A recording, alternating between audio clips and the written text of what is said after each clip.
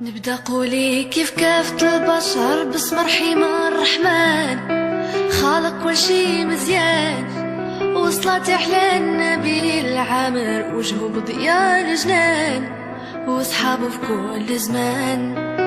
يا بنت السلطان أنا خديم وانت صاحبك بالشان، بيني وبينك بيبان زهرة دفلة في الكون قايمة، زينك شحال يبان مرار وعذب شبان، نصار كله فوق حبل عطا. اهلا بنات ومرحبا بكم معايا اليوم فيديو جديد. نتمنى يلقاكم بخير وعلى خير وتكونوا في احسن حال يا رب.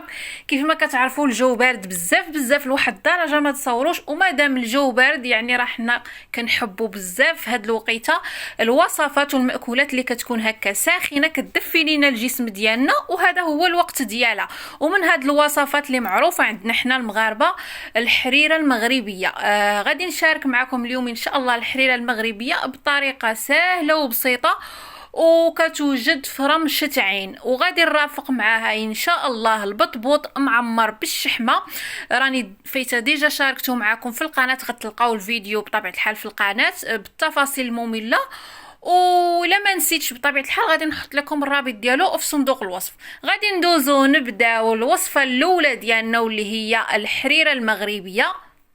كيف ما كتشوفوا معايا عندي واحد الكميه ديال اللحم اللي قطعتها هكا طريفات صغار.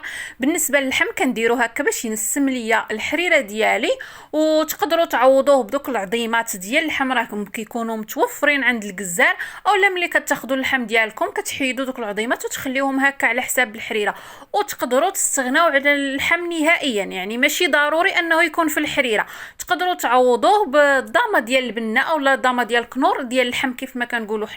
عندي هنا حبه ديال البصل اللي حكيتها في الحكاكه، تقدروا تقطعوها طريفات صغار الا بغيتوا، ولكن انا كنفضل نحكها في الحكاكه باش من بعد يعني ما تبقاش يعني كتذوب. عندي هنا واحد الكميه ديال الحمص لا باس بها اللي ديجا فزقته في الليل وكنخليوه ليله، يعني كنخليوه ليله كامله. انا ما تنقشروش، كنخليه بحال هكا كيعجبني بحال هكا. نتوما الا بغيتوا تحيدوا له القشره ديالو حيدوها له. كيف ما كتشوفوا راه الكميه لا باس بها، لان انا كيعجبني الحمص يكون كتير في الحريره. الا ما كانش ممكن حتى حاجه، يعني ما نشربش الحريره الا ما كانش فيها الحمص. عندي هنا واحد الكميه ديال العدس بطبيعه الحال، عندي واحد الكميه ديال الطماطم او مطيشه اللي شريتها، خديتها من تيندات جاهزه لانه ما كانتش متوفره عندي طماطم طريه. الا كانت عندكم نتوما الطماطم طريه غادي تحكوا ما بين واحد 5 حتى 6 الحبات. انا صراحه ما كانش متوفره عندي، خديت طماطم جاهزه ولكن راه فيها المذاق والحموضه ديال الطماطم طريه يعني نيشان. عندي هنا واحد الكميه ديال القزبر ومعدنوس قطعتهم هكا عندي طري، وهذا واحد الكميه ديال الكرافس اللي كنت ديجا مقطعاه ودايراه في الفريغو، كنخليه هكا غير على ود الحريره. وبطبيعه الحال التوابل ديالي كيف ما كتشوفوا، معلقه ديال الخرقوم، معلقه صغيره ديال الخرقوم، معلقه ديال البزار، الملح حسب الذوق، معلقه ديال سكينجبير، معلقه ديال التحميره اولا البابريكا، وعندي هنا معلقه ديال السمن. هذا السمن الحر اولا الحيل كل واحد كيفاش كيسميه. صراحه راه المذاق ديالو مجهد بزاف والريحه ديالو مجهده، جبتو معايا من المغرب. وعندي هنا الضامه ديال الزعفران، صراحه كيعجبني المذاق ديالها وكنديرها حتى هي في الحريره، كتطلق زعما داك المذاق اللي النسمه اللي كتكون فيها. بغيتو تستغناو عليها ماشي مشكل، هذيك كاضافه كنضيفها انا. وعندي هنا بطبيعه الحال الزيت البلديه، ضروري من الزيت البلديه. الا بغيتو نتوما تخلطوا ما بين الزيت البلديه والزيت الروميه كيبقى داكشي اختياري، يعني انا غادي نستعمل غير الزيت البلديه. وعندي بطبيعه الحال الشعريه، انا هنا عندي الشعريه الرقيقه ما متوفرش عندي ديك الغليظه، ولكن حتى الرقيقه كنستعملها ماشي مشكل. وعندي الدقيق، هنا عندي ما بين واحد 4 حتى 5 المعالق ديال الدقيق اللي من بعد غادي نخلطهم مع الماء باش ندوروا به الحريره ديالنا. هذا ما كان كيف ما شفتوا المكونات اللي كنضرها متوفرين في جميع البيوت. غادي ندوزو نبداو في التحضير ديال الحريره ديالنا. كيف ما كتشوفوا معايا كناخذ طنجره ديال الضغط هكا باش نسرع يعني الطياب ديال الحريره ديالي. نتوما الا كان متوفر عندكم الوقت استعملوا طنجره عاديه وخليوا الحريره ديالكم طيب على خاطرها. انا كنت زربانه شي شويه. المهم كنوضع في الطنجره ديالي دوك الطريفات ديال اللحم، البصله، الزيت والملحه بطبيعه الحال، وكنخليهم هكا يتقلاو مع بعضياتهم واحد 2 حتى 3 ديال الدقائق. لا غير راكم عارفين بان الطريفات ديال اللحم صغيورين بزاف ما غاديش ياخذوا الوقت. كيف ما كتشوفوا هنا راه دازت ما بين 2 حتى 3 دقائق. وغادي نضيف المكونات ديالي، غادي نضيف الحمص، غادي نضيف العدس، غادي نضيف قزبر ومعدنوس، وغنخلي منهم واحد شويه نخليه حتى الاخير ونضيفه. وغادي نضيف الكرافس بطبيعه الحال، غادي نضيف الطماطم والعطريه ديالي بطبيعه الحال، ما عدا ديك المعلقه ديال السمن اللي غادي نخليه حتى الاخير هي، وداك شويه ديال القزبر ومعدنوس باش كتبقى النسمه ديالهم والمذاق ديالهم في الاخير باين. وغادي نضيف العطريه بطبيعه الحال ديالي، سكينجبير، الخرقوم، البزار، التحميره، وغادي نضيف حتى ديك يعني الضامه ديال الزعفران. هذا ما كنحرك المكونات مع بعضياتها مزيان كنخليهم تقريبا هكاك واحد 5 دقائق حتى كينسجموا مع بعضياتهم. وهذا ومن بعد كنضيف الماء تقريبا. انا هاد الكميه اللي كتشوفوا عندي غادي نضيف ليها تقريبا واحد لتر هكاك او لا ناقص شي شويه ديال الماء. يعني الماء خصو يكون سخون، مهم ما يكونش بارد، دافي سخون، مهم ما يكونش بارد. صافي غادي نخلي غير تبدا الكوكوت او لا الطنجره ديالي كيبدا كيغلي فيها يعني هاد المكونات ديالنا مع الماء كيبداو كيغليو بحال هاد الشكل اللي كتشوفوا. صافي وكنسد عليها كنزيرها وكندير الصفاره وكنخليها طيب. فاش كنديروا الطنجره ديال الضغط راه ما كتاخذش لينا نهائيا الوقت تقريبا بالنسبه لي انا، لان الحمص والعدس راه كيطيبوا بسرعه تقريبا واحد 4 ساعات الا كثرت 3 ساعه راه كتكون جاهزه. في هذا الاثناء كندوز كنصايب داك الخليط اللي غادي ندورو به الحريره ديال الدقيق والماء. كناخذ هكا واحد القرعه وكنوضع فيها الدقيق وكنضيف عليها واحد الكميه ديال الماء وكنخلطها مزيان. هاد العمليه هذه فاش كتديروها هكا في القرعه وكتخلطوها بحال هاد الطريقه ما كتبقاش فيها نهائيا دوك الحبيبات ديال الدقيق. كنقولوا حنا كندوروا بها الحريره. علاش كنقولوا كندوروا بها الحريره؟ لان هذاك الخليط ديال الدقيق هو اللي كيعقد لينا يعني كيخلي لينا الحريره ديالنا انها تجي عاقده وخاتره. وعلاش كنقولوا كندوروا؟ لان احنا كنصبوا داك الخليط ديال الدقيق وحنا كنبقاو كندوروا هكا بالمعلقه ديالنا كيف ما كتشوفوا تماما. هذاك علاش حنا المغاربه كنقولوا كندوروا الحريره.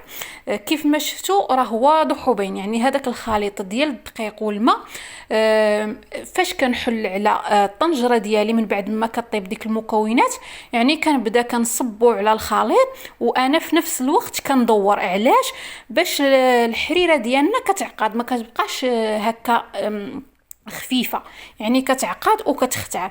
هذا ما كان كيف ما كتشوفوا. غادي نضيف واحد شويه ديال الصلصه ديال الطماطم. هنا راه اللون ديال الحريره راه احمر، ولكن مع الفلاش ديال الكاميرا او ديال التليفون كيبان بحال الاصفر. كيف ما كتشوفوا راه ما كنحبسوش نهائيا من التخلط، كنبقاو واقفين عليها كمره نخلطوا حتى كتنسجم الحريره ديالنا والمكونات ديالنا مع بعضياتها شي تولي على هذا الشكل هذا. يعني كنخلي ديك المعلقه كيف ما قلت لكم ديال السمن وداك شويه ديال القزبر ومعدنوس حتى الاخير عاد كنضيفهم كيف ما كتشوفوا. هنا راه تقريبا بقات ليا واحد 5 دقائق ونطفي على الحريره ديالي وعاد كنخلي هاد الشعريه هذه هي الاخيره عاد كنضيفها. علاش؟ لانها رقيقه تقريبا. راه تقريبا تقدروا ديروها صافي وتطفيو على الطنجره ديالكم، يعني حيت ما كتحملش نهائيا الطياب. غير ديروها طفيو على الطنجره ديالكم راه هي كتكمل الطياب ديالها في ديك السخونيه واخا الطنجره ديالكم كتكون طافيه. هذا ما كان كيف ما شفتوا. كنبقى كنحرك هكا باش ما تلصقش ديك الشعريه لتحت في القاع. راكم عارفين ضروري ما كتبقاو تخاتروا، عفوا ضروري ما كتبقاو تحركوا. كيف ما كتشوفوا بالنسبه للحريره ديالي انا كنبغيها شويه تجيني خاتره، ما كنبغيهاش تجيني خفيفه.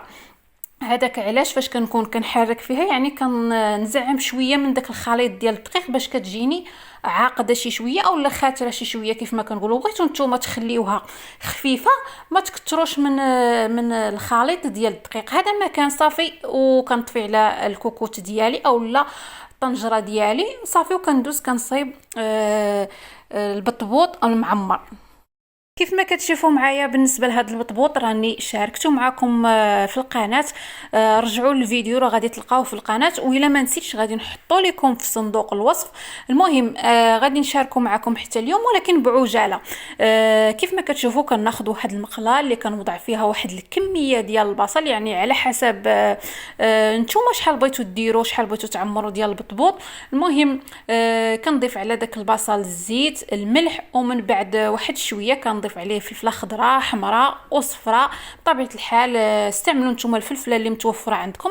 وكنضيف التوابل ديالي. بالنسبه للتوابل كنضيف البزار السكينجبير الخرقوم والتحميره وصافي. هذا ما كان. وإلا بغيتو تضيفوا واحد شويه ديال قزبر ومعدنوس تقدروا تضيفوه.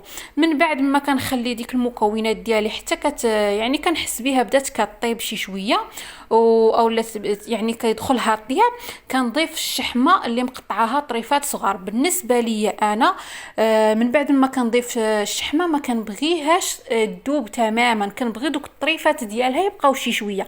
هذاك علاش كنقطعها طريفات صغار، ولكن ماشي عاوتاني صغار بزاف باش ما تذوبش نهائيا. هذا ما كان. من بعد ما كنضيف الشحمه يعني كنخليها غير يدخل لها هكا الطياب صافي، وكنطفي وكنحط هذاك الخليط ديالي يبرد، خاصو ضروري يكون بارد.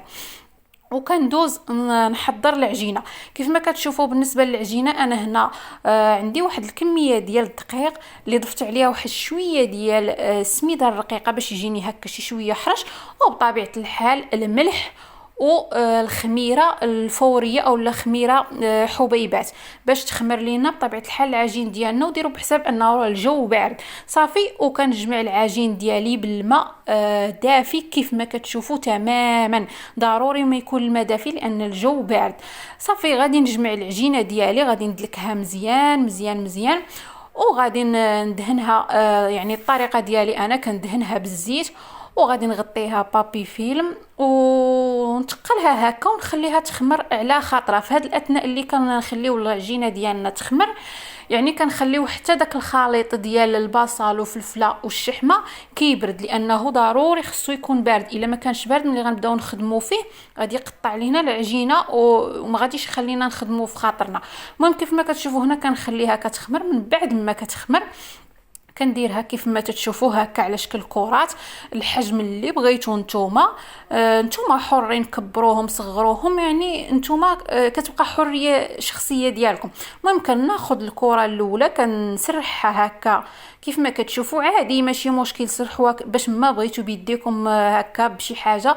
المهم كنسرحها عادي وكنوضع واحد الكميه من الخليط ديال الشحمه والبصل والفلفله. بالنسبه للشحمه الاخوات المصريين راه كيسميوها على ما اظن الدهن، على ما اظن.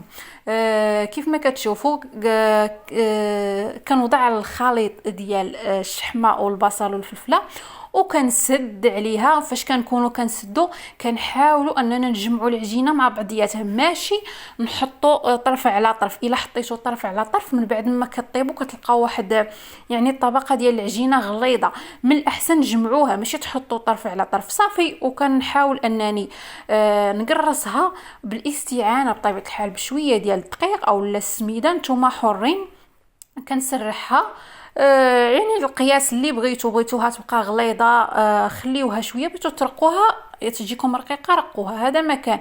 ممكن كندير على هذا الشكل هذا اللي كتشوفوا، وكنحطها كتخمر وكنغطيها وكنبقى مستمره على نفس العمليه. يعني كناخذ الكره ديال العجين كنسرحها كنوضع الخليط ديالي، كنحاول انني نسدها كيف ما قلت لكم. كنحاولوا ما نوضعوش عجين فوق من العجين، يعني كنحاولوا هكا نسدوه وكنسرحها كنقرصها على هذا الشكل وكنبقى كنستف فيهم وكنغطيهم ونخليهم يخمروا. هذا مكان من بعد ما كنحس بهم شويه خمروا كندوز كنطيبهم عادي جدا. يعني كناخذ المقله ديالي كنديرها كتسخن وكنبدا كنطيب فيهم عادي. بالنسبه لهذا البطبوط هذا اللي كيكون يعني فيه الحشوه لداخل راه ما كيتنفخش. يعني غادي ملي غتبداو طيبوا فيه راه ما غاديش يبان لكم التنفخ لان فيه ديك الحشوه لداخل.